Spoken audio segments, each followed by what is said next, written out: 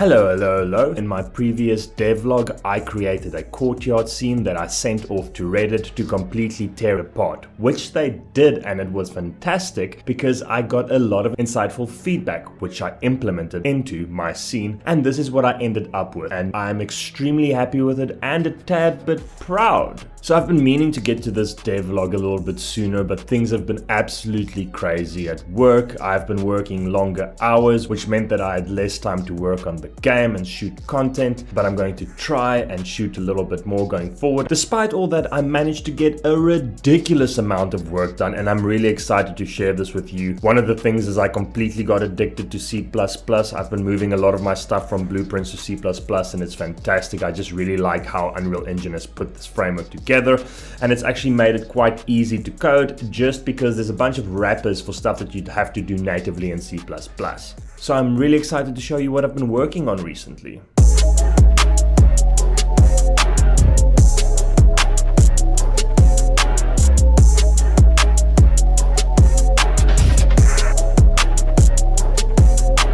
Okay, so I'm ready to write some code, and I think the first thing on my list is to implement interactables. Now, what do I mean with interactables? Interactables are essentially things that the player can interact with in this world. And what I decided to do is I actually decided to create a interactable actor opposed to a component, just because there's not going to be a lot of logic in there and it's just going to make my life a little bit easier. The idea is then to be able to extend on these interactable components. Say, for instance, I want to create a door. I can just implement the interactable base class, which is written in C++, and I can just extend on it. For instance, doors have different states. They can be either open or closed. They can be locked. Same for lights. Lights are interactables. They should be able to go and switch on different light sources within the scene. So that's basically the idea that I have, and then I will base blueprints off of these classes. At least that's the idea, so that if I need to do a couple of things in Blueprint, I'm not just restricted to C++, which is nice because it also gives me the ability to prototype things within blueprints,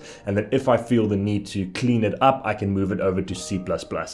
I think there's going to still be a use case for blueprints in the sense that I do want to execute sequences and I want to play sounds, which I think is going to be quite tedious to do in C++. Without further ado, let's see what I can come up with.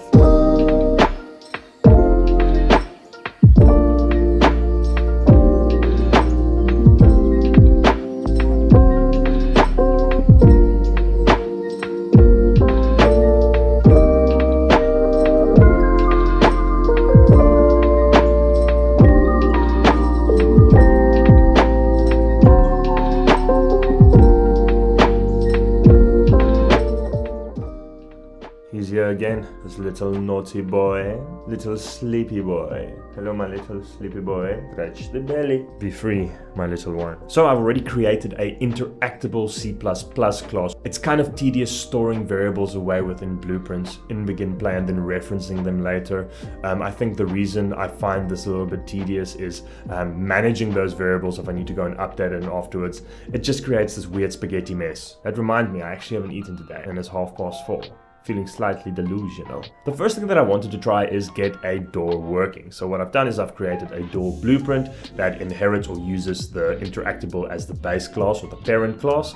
And then I just set up my whole interactable system with the line tracing, and then I was able to get the interact event going, which means that I could actually see whether this player was interacting with the door or not. So for the interactables, I have created a custom tracing channel. Now, what do I mean with that? So within Unreal Engine, you are able to cast rays out and then detect whether something is colliding with it. This is really cool because you get these various trace channels, which actually is also used for collision management. But I obviously don't want to hinge off of that. I want to create my own one to make sure that nothing else interferes. I've been bitten by this before by using the visibility trace channel, and I just kept on colliding with everything. You can do this by going to the project settings, adding a trace channel, defining it in your C++ script, and then basically you can define what the range is, and then you can see if there's anything within that custom trace channel overlapping with it. And then what we can do is once that overlap event gets triggered, we then get a whole plethora of information like what interacted with it. You know, what's the component? Can I get a reference to the actor? Yes, I can. I can now do things with those actors. So I can maybe cast it to, say, trigger an interact event, or I can cast it to whatever I want to and just do things with it. And what I've done is I've actually exposed that function to my blueprint as well so that I can do things, because I don't really want to sit now and do any fancy stuff in C++. It's far more easy to POC the stuff in blueprints, and then if I really want want to move it over to C++, I can do so. Now, obviously, there's more to a door. There's more to a door. There's more to a door. There's more to a door. There's more to a door. More to a door. More to a door. Obviously, there's more to a door. Yeah, no, it just sounds it. Obviously, there's more to a door than just being able to interact with it. You should be able to see whether it's open or closed, or whether it's locked. If you want to use it as part of a puzzle where a player needs to find a key to open this door. For the is open, I just toggle it whenever a player interacts with it. So I just say, okay, cool, the player has interacted with it, set it to the opposite state that it is currently in. And for the is locked, it is something that I will just expose to the instance in the editor, which I can for now just click and unclick. Obviously later you'll have some sort of inventory system where you can have a key with a tag on it, and if you've got that tag and it interacts with the door, it will open the door, and then you can actually interact with it, which I think is going to be really cool to build. For the animations of the door, I started off super simple. Eventually I think I want to move over to using sequencer, just because I think you can do so much with that. But for now I'm just using the timeline node, which allows you to go and change vector or float values over a period of time. You can specify the time that it plays for, and then you can actually edit the curve as to how it will animate, and then you'll pop those values into, say, a rotator or something that changes the location over time. And that's how I did the door animation. So I created these various states, is open, is closed. I created 2 different timelines for that, and then another one for locked. So when I open the door, the handle goes, the door opens, another timeline plays if I want to close it, and then if it's locked, handle just goes like this, and that's how I was able to animate those things. Pretty cool, right? I also was able to add sounds to these kind of events. I couldn't be bothered to record it myself. I've got more than enough to do as is. I just used Epidemic Sounds. They are paid for, but it's really affordable. I'm not sponsored by them, but it's really amazing because I can see they're really focusing on their sound library, really focusing on like any kind of game asset sounds that you will need, from opening doors to rain to footsteps to anything like that. Really amazing for POC work. I think I'll probably record that later down the line, but that's not a worry for now. To reiterate, most of the things that I'm doing now is building the foundation of the game. So I don't want to go into the nitty-gritty details, even though sometimes I can't help myself because I get kind of really into a specific thing that I'm doing. So I think that's enough for today. I've been busy for very long. I'm not 100% happy with it, so I think I'll just get back to it in the morning. But that's tomorrow's problem. See you in the morning.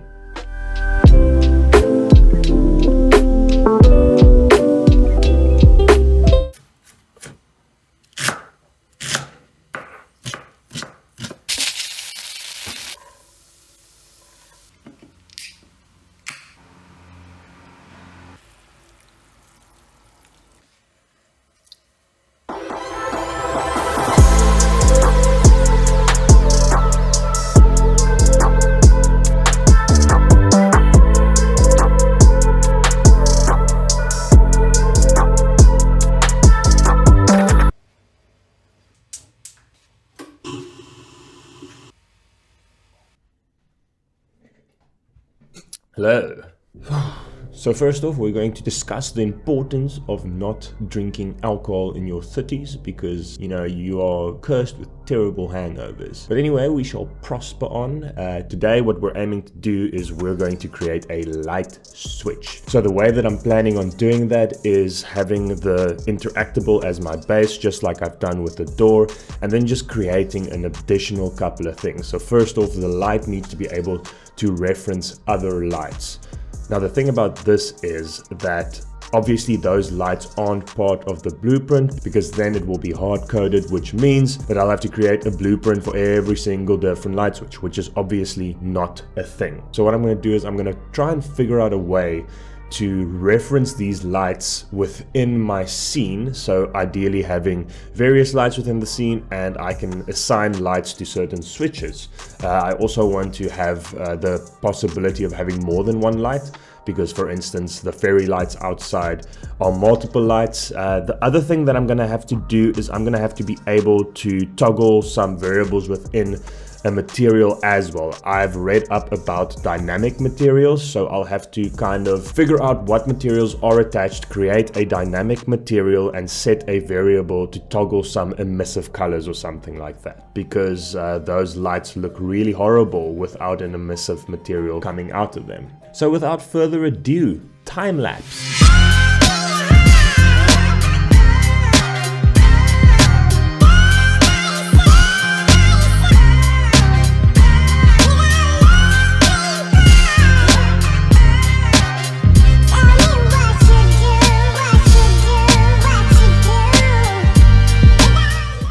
Okay, so what I ended up doing was creating a light blueprint, getting a reference to all the actors. So what I've figured out is I can actually drag actors within the scene underneath my blueprint and then cast them to lights, get the lights, and then I can toggle it on and off, which is pretty cool. Just getting rid of these headphones. So the next thing I wanted to do is I kind of wanted this player to pick up the plug and then try and put it into the wall socket. And I thought it would be pretty cool having this kind of cable dangling to simulate like this cable physics. So I used the cable within Unreal Engine, which is really shit. So I ended up scratching that entire idea, making it a switch, and then painstakingly modeling this cable in Blender to make sure that it fits the scene. I used the dynamic materials, which I figured out how to use, and it's working like a dream, and it's really satisfying seeing everything come together. So now I can start fleshing out what this puzzle is going to look like. The current thinking is that this player needs to switch on the lights. It kind of reveals something that they can either pick up like a key or something, and then they're able to open the locked door.